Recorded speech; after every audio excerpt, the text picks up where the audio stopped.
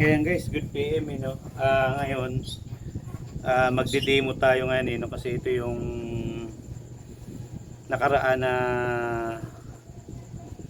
Webis ito yung gawa ko. Ito may-ari na to Ngayon magde-demo lang tayo para sa hindi pa marunong magsindi para malaman nila Ito guys, ito halo na to nung isang basong used oil tsaka diesel na galing sa sasakyan tsaka sa motor halo to siya. Ayun, ilagay natin ngayon dito sa sa tangke niya. Ayan. Kaya kulay itim to guys.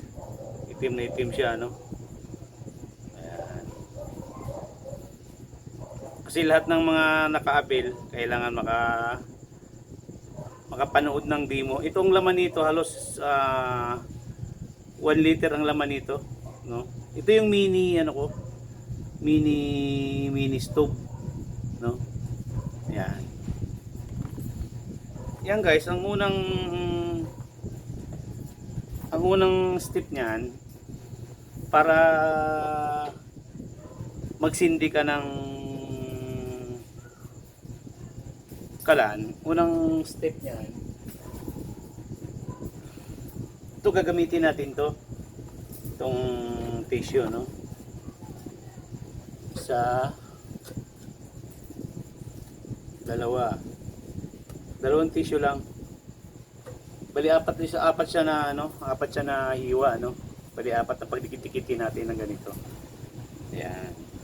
Ngayon guys, unang step niyan, itong bulb na to itutudo mo siya, tutudo mo siya, makikita mo yan dyan. Yan, buksan natin.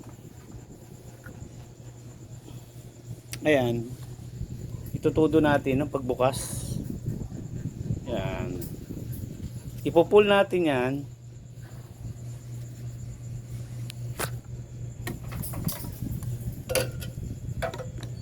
Yan, ipo-pull natin ang bukas.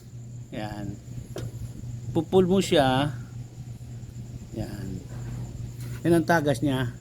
Ayan guys, pag pinul mo yan, nakapull siya. Pagdating dito, tingnan mo siya. Ayan, tumagas na guys.